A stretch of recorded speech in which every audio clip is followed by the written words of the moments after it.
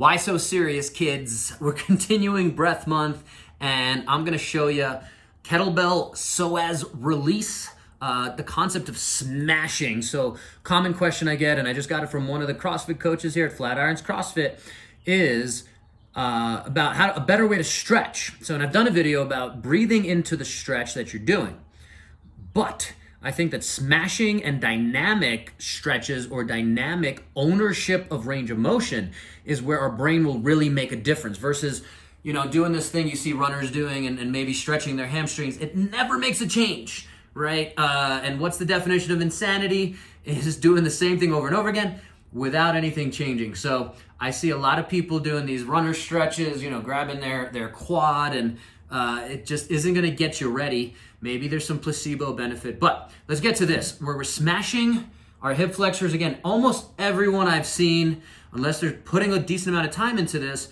has tight hips or some version of a tight hip flexor, tight hip capsule. So plenty of assessments we can do for this, but this is one of my favorite and most painful things. I know I'm not gonna sell it very well, but the handle is here. I want to make sure this is a big enough kettlebell that if it's like an 8 kilogram and I start to lay on it, it might fall over, so it's nice and stable. This is a 24 kilogram, 53 pound kettlebell, and I'm going to aim for right above my kind of hip bone here. If you have that little bone right there, you're going to go right above it into the stomach, into the soft tissue, and again, if you have any itch, so you can see I'm there.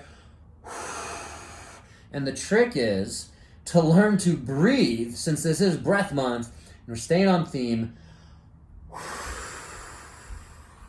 Learn to breathe and be able to talk into that. The more you settle in to the pain, and it is painful, it should be unpleasant to some extent, especially if you've never done this. And I encourage you to start small, build this up, do this with someone like me in person, so we can use our hands, we can build up, get you to understand what you're supposed to be feeling. So don't just watch some guy on the internet and then go do this. Not always the best thing. If you can, find them in person, like me, at the gym or wherever, and they should be able to show you, oof. And if you're getting into a good position, breathing into it. And as we move and as we engage the muscles, this is what's truly going to make a change.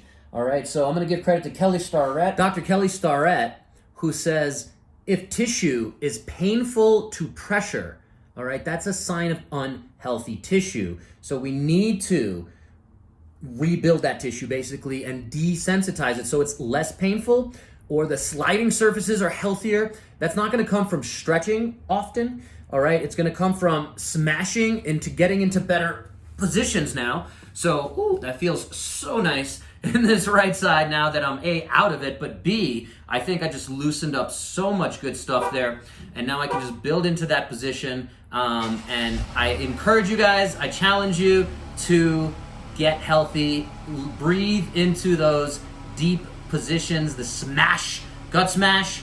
If you're doing foam rolling, smash, breathe, breathe, smash.